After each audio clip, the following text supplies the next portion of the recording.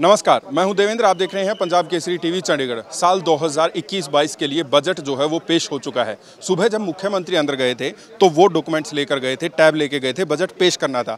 अब शिक्षा मंत्री बाहर आए हैं, इनके हाथ में भी एक डॉक्यूमेंट है और वो आंकड़े लेकर आए हैं, मतलब कि ये बजट से बहुत खुश नजर आ रहे हैं। आइए बात करते हैं। जनाब, किस तरीके से देखते हैं आप बजट?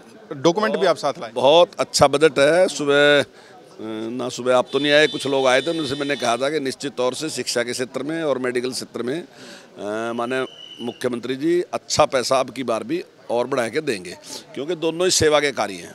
तो इन दोनों में उन्होंने बढ़ा के दिया। एजुकेशन में भी 17.9% उन्होंने पिछली के मुकाबले में बढ़ा के दिया, और पिछली बार भी बहुत अच्छा बढ़ा के उन्होंने दिया था, और अब की बार उससे भी ज़्यादा बढ़ा के दिया।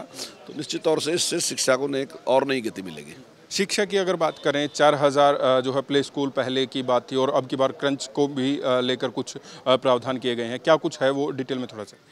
देखिए, अभी जो नई शिक्षा नीति आई उसमें एक विचार आया कि जो 3 साल का बच्चा होता है उसका दिमाग काफ़ी डेवलप होता है, तो उसको हम उसी टाइम से लें। प्राइवेट स्कूलों में तो पहले भी चलता था ये, लेकिन सरकारी में नहीं था। तो अब सरकारी ने भी शुरू कर दिया, और उसमें जो 3 साल का बच्चा है वो आएगा। उसमें ये सही है बात कि आंगनवाड़ी को भी उसमें शामिल कर रहे हैं, लेकिन सारा खर्चा जो है वो नए सिरे से उसमें होगा, नए तरीके की लुक होगी। आंगनवाड़ी का उसका कोई मेल नहीं आपस में। वो ठीक है कि आंगनवाड़ी हमारे पास अच्छी वो है, तो उसका भी हम सहयोग लेंगे, लेकिन उसका आंगनवाड़ी का और उसका कोई मेल नहीं आपस में, और वो बहुत अच्छे स्कूल मिलेंगे। हमने एक टारगेट रखा है कि इन 5 साल में 4000 नए स्कूल खोल लेंगे। अब की बार 1100 स्कूल खोल लेंगे, और इसी प्रकार से संस्कृत मॉडल स्कूल हैं, वो हमने जो पिछले थे 22 थे, अब की बार 136 हम खोल रहे हैं। तो उसमें काफ़ी प्रगति है। दिल्ली सीमा पर किसान डटे हुए हैं, 3 महीने से ज़्यादा हो गए। बजट था, बजट में क्या कुछ आपको लगता है कि किसानों को संतुष्ट करने के लिए आप सफिशिएंट चीज़ दे पाए? बिल्कुल, सरकार वचनबद्ध है किसान की आमदनी दोगुनी करने के लिए। निश्चित तौर से जो भी जरूरत थी वो हमने किसान के लिए किया। और देखिए, वहाँ डटे रहने की बात तो ऐसी है। अब हाउस चला तो हमने कहा था कि भाई इन 3 बिलों में कोई चीज़ बताओ, तो ये लोग तो मेरा ख्याल है किसानों से ज़्यादा एक्सपर्ट हैं, ये उसका समर्थन भी कर रहे हैं। बिलों के बारे में जितनी जानकारी है इनको, मैं समझता हूँ किसान को नहीं है इतनी जानकारी, आम आदमी को इतनी जानकारी बिल्कुल भी नहीं है। तो आपके सामने कुछ भी नहीं बता सके। हमने तो बार बार पूछा कि बिलों में क्या कमी है, बस ये कहते रहे काले हैं, ऐसे हैं, ऐसे हैं, ऐसे। मैंने कहा काला बताओ, तो ये कुछ नहीं बता सके। बिल में कहीं भी एक भी कमी है बता नहीं सके, बिल्कुल बरगलाने का काम कर रहे। तो मैं आपके चैनल के माध्यम से किसान भाइयों से कहना चाहूँगा कि सच्चाई उनके सामने आएगी तो निश्चित तौर से उठ के उनका आना चाहिए। ये तीनों बिल उनकी खुशहाली के लिए हैं। और जो लोग एक्सपर्ट थे, मैं ऐसे व्यक्ति का नाम ले रहा, चौधरी चरण सिंह, जिसको आर्थिक विशेषज्ञ माना जाए किसानों में। लीडर तो किसान बहुत हैं, लेकिन आर्थिक विशेषज्ञ कमी लोग हैं। मेरे ध्यान नहीं है कोई है कि चौधरी चरण सिंह तो इकोनॉमिक्स के बहुत बड़े जानकार थे। तो वो लोग उस टाइम कहते कि ये होना चाहिए, उस काम को अब नरेंद्र मोदी जी ने किया, तो निश्चित तौर से खुशहाली लेके आएगा। और इनके बकाने में बिल्कुल नहीं आना चाहिए।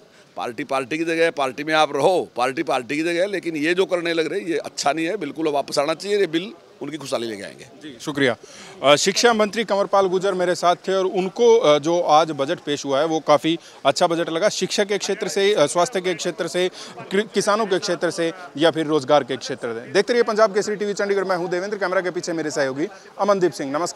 नमस्कार, मैं हूं देवेंद्र। आप देख रहे हैं पंजाब केसरी टीवी चंडीगढ़। फिलहाल मेरे साथ हैं बिजली एवं जेल मंत्री रणजीत सिंह चौटाला। आइए उनसे बात करते हैं। जनाब, बजट 2021-22 के लिए पेश हुआ, किस तरीके से देखते हैं आप?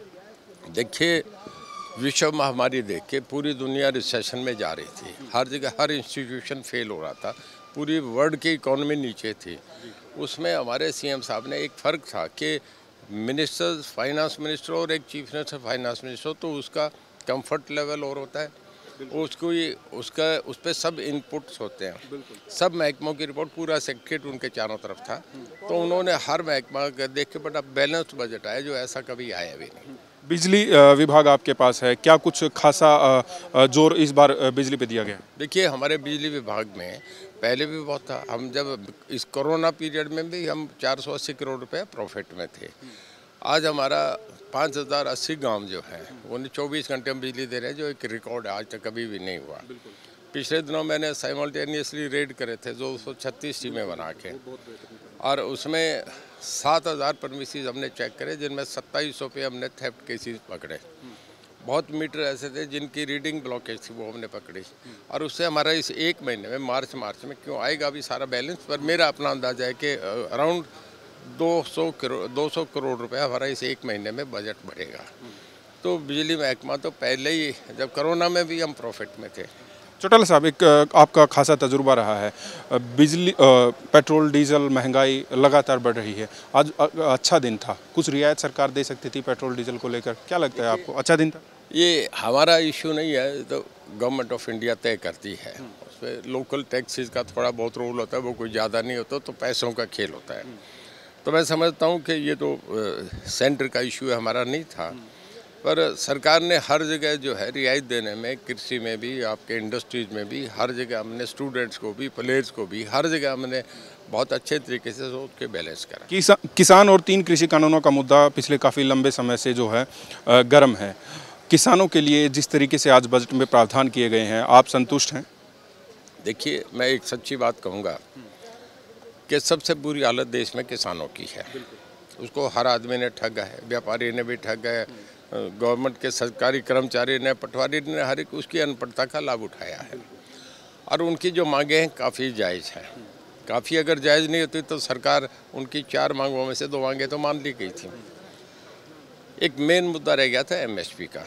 मैं थोड़ा सा क्लियर करना चाहूँगा कि एमएसपी जो है वो केवल पंजाब, हरियाणा और उत्तर प्रदेश 3 ही प्रदेश में दी जा रही है।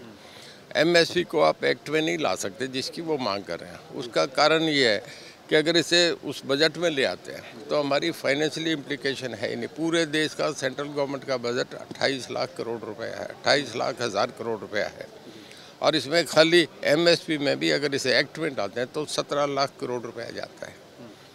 तो आप डिफेंस कैसे चलाएंगे, आप देश का रेलवेज कैसे चलेंगी, कल को पीएनटी डिपार्टमेंट कैसे चलेगा, सारा ही मतलब फाइनेंशियली इम्प्लीकेशन है नहीं। तो मैं समझता हूँ अभी एक अनाउंस उन्होंने करी है, किसान मोर्चा ने एक नो मेमोरी कमेटी बनी है।